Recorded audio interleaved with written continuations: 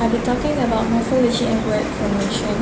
Morphology is the study of the internal structure of words, in other words, how words are formed using smaller units called morphemes. Word formation processes are the different methods we use to create new words in a language. One important part of morphology is called derivational morphology. This explains how new words are created using prefixes, which are added at the start of a word, and suffixes, which are added at the end. These morphemes can change the meaning of a word or even change its word class. For example, a word can change from an adjective to a noun or from a noun to an adjective. Let's look at a few examples. Kind becomes kindness. It changes from an adjective to a noun. Modern becomes modernized from an adjective to a verb. Care becomes careful, a noun to an adjective. And quick becomes quickly, an adjective to an adverb. Hi everyone, now I will explain about back formation and compound word in morphology. Back formation is a word formation process where we create a new word by removing an affix, usually from part of an existing word. And most of the time, the suffix removed is something like er, ing, or tion, which attached to a noun. For example, take the noun babysitter. When we remove the suffix er, it becomes babysit, changing the word class from a noun into a verb. And as for the other example, donation, by removing the suffix tion, it becomes donate, again shifting from a noun to a verb. And in simple words, it is like trimming the end of a longer word to create a new active word. In terms of morphology, back formation shows how manipulating morphemes, especially affixes, can produce new lexical items. Now, moving on to compound words. A compound word is formed when two morphemes are combined to create a new lexical item with a specific meaning. There are three main types of compounds based on how they are written. First, open compounds where two separate words stand next to each other but act as one meaning. For instance, ice cream, two morphemes that remain separate in writing but combine semantically as a single noun. Next, closed compound, two morphemes are merged into one word without spaces and it's written as a single word. Usually, we will find these as nouns, for example, toothpaste, combining tooth and paste into one single noun. And lastly, we have hyphenated compounds, where the two words are connected using a hyphen. We will often see this when they are used as adjectives before nouns. For instance, long-term, which usually functions as an adjective before a noun, like in a long-term plan. Also, the hyphen links the two words together, usually to describe another noun in the sentence. And that is all from me. Thank you. So, firstly, we are going to talk about acronyms. What are acronyms? Okay, the definition of acronyms is words that form from the initial letters of series of words pronounced as a single word. For example, the first letters of each word are taken and usually is written in capital letters. Pronounced as a word, not letter by letter, such as ATM. Other than that is like FOMO, fear of missing out. So the full sentence consists fear of missing out. But it became an acronym when only the capital letters are taken, such as fear, F, off, O, missing, M, out, O, FOMO. So that is what we call an acronym. The definition of eponyms is words that are derived from the names of people. It can be fictional or non-fictional, or sometimes places. So, why do eponyms occur? Eponyms occur is to honor the person who invented and popularized something. It can also come from mythological and historical figures. Okay, for example, diesel nowadays. Why diesel is an eponym? It is because it is a name that came from a person named Rudolf Diesel, the one who invented our diesel nowadays. Okay, I give you another example from the science and medicine field. For example, Alzheimer. Why does Alzheimer become The definition of blends. So blends are words that is formed by merging parts or two or more words to create a word that combines their meanings. Okay, typically it is combined the beginning of one word and the end of another. And usually both of the words has the same original meanings, also called as portmanteau words. It is a term that is coined by our author Lewis Carroll. So how do blend work? So blend works actually has a formula, that is first part of word A is combined with the last part of word B, and it became a new word but also has the same meaning. For example, motor and hotel. So motor plus hotel becomes motel. Nextly is breakfast and lunch. So combining both breakfast and lunch, it becomes brunch.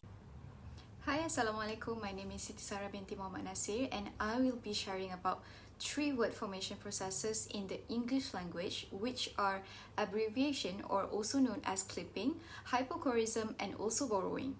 Alright, let's start with abbreviation or clipping. So this process happens when a longer word is shortened into a simpler form without changing its meaning.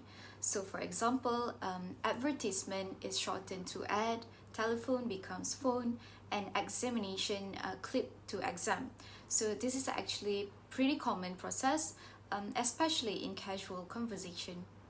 Next, we have hypocorism. Hypocorism is when a word is shortened and then a diminutive suffix like ie or y is added to make it sound more friendly, affectionate, or informal. For instance, vegetables becomes veggies, motorbike becomes bikey. And then as for names, Catherine is turned into Catty and Jonathan becomes Johnny. So it's often used in informal speech, especially in Australian and British English. Last but not least, there's borrowing. So what is borrowing? Okay, this process occurs when English adopts or takes words from other languages, either keeping the original form or slightly modifying it. Some examples include tsunami, which comes from Japanese, bamboo from Malay, which the original word is bamboo, tofu from Chinese, the original word is tofu, and alcohol from Arabic, which the original word is alcohol. So in summary, these processes show how dynamic and flexible the English language is as it keeps evolving. So that is all from me. Thank you. Hello and Assalamualaikum everyone. My name is NurAzwa Faqihah Binti Adnan and my metric number is A200237. For today, I will be talking about 3 important word formation processes, which is coinage, meaning extension, and meaning narrowing. Starting with coinage. This is when a completely new word is created, often for something that hasn't existed before. For example, TikTok. TikTok didn't mean anything until the app was launched, and now it's a global term used both as a noun and a verb. Another example is Spotify. Spotify is a unique brand name that's now become synonymous with music streaming. The second one is meaning extension, where a word's meaning broadens beyond its original use. For example, take the word virus. Originally, virus referred to biological infection, but today, virus also refers to digital threats, like a computer virus. So, if you don't realize it yet, the word actually has extended its meaning to fit our technological context. Then the last one, there's meaning narrowing, which happens when a word becomes more specific over time. For instance, starve used to mean to die in general. Now it specifically means to die from lack of food. Another example that I can give is undertaker, which once referred to anyone taking on a task, but today is mainly used to describe someone who prepares bodies for burial.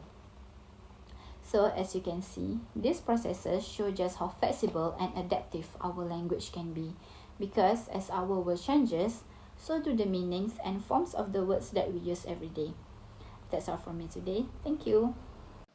Hi, Assalamualaikum. I am Adriena. So for my part, I will be presenting about the double processes as well as analogy. According to the Charles Cockett, analogies refers to the creation of a new linguistic form on the basis of the pattern of an existing one. In this case, analogy forms the word blogger based on the existing word blogger. A blog, video blog is similar in the function to a blog written blog. So when people needed a word to describe someone who makes blogs, they followed the same morphological pattern used. Another example is the rise of streaming platforms like Netflix popularized the verb binge watch, meaning to watch multiple episodes or even an entire season in one sitting. From there, people naturally began calling someone who binge watches as binge watcher, formed by analogy with the words like shop and shopper. Next is double processes. Double processes refer to the creation of new words in a language that involve two words formation processes. For the first example is unfriend. So for the word un is from derivation plus friend is conversion. So it unfriend is a noun but it becomes a verb. Another one is Googleable. Google as a brand name is from coinage, meanwhile a bird is from derivation. So Googleable acts as a verb. Hi everyone, so for my part, I'll be explaining the difference between nouns, pronouns, and determiners, specifically possessive and demonstrative ones. First, a noun is a word that names something, like teacher or idea. On the other hand, a pronoun replaces the whole noun phrase. For example, instead of saying the tall girl is kind, we can just say she is kind. So she is the pronoun that replaces the whole noun phrase, the tall girl. Next, let's talk about possessive determiners versus possessive pronouns. Possessive determiners are words like my, your, his, or her, and they are followed by a noun. Meanwhile, possessive pronouns like yours or mine stand alone without a noun after them. For example, if I say, this is my pouch, my is a possessive determiner because it's followed by a noun pouch. But if I say this is mine, mine is a possessive pronoun because it's not followed by any noun. Same goes to demonstrative determiners and demonstrative pronouns. Before we dive deeper, remember there are only 4 demonstratives: this, that, these, and those. For example, if I say this plushie is new, then this is a demonstrative determiner because it's followed by the noun plushie. However, if I say this is new, then this is a demonstrative pronoun because it's not followed by any noun after it. In conclusion, possessive and demonstrative determiners come before a noun, like my pouch or this plushie. Possessive and demonstrative pronouns like mine or this stand alone without a noun. Just remember, determiners need a noun while pronouns don't need one. Now for my part, let's explore the different types of verb. First one, we have transitive verbs. This is the clearest one as this verb requires a direct object to complete their meaning. For example, I read books. The verb read needs an object, which is books, so that it makes sense. So without it, it becomes I read, which is incomplete. It's not incomplete, but it becomes intransitive verbs. The second one I'm going to explain, which is the opposite. It does not take on an object. It can stand alone. For example, he sleeps, or I read, just now I said it. Here, sleeps is a complete idea on its own. Okay, moving on to the third one, which is ditransitive verbs. Di here means two. So they take two objects, a direct and an indirect object. For instance, she gave me a gift. Me is the indirect object. A gift is the direct object, although a gift is at the end. Okay. Alternatively, you can also say, she gave a gift to me, because both sentences mean the same. Okay, moving on to the next one, which is copular verb be. This one, it acts like a linking verb. Okay, it connects the subject to a complement. Okay, it connects. For example, they are excited. So the connector here is are, the linking word. Okay, are links they and the adjective excited. You can't say they excited, it's incomplete. It's not grammatically correct. So it comes in many forms like am, is, was, were. Let's move on to finite and non-finite verbs. A finite verb shows tense and agrees with the subject. For example, she danced. Okay, dance here is past tense and it fits with she. On the other hand, we have non-finite verb. For example, she wants to dance. To dance is non-finite. It is not marked for tense or subject agreement. So to sum up, understanding word formation and all these different types helps us structure clear and grammatically correct sentences. They tell us how words behave in relation to objects, subjects, and time. That is all from us. Thank you.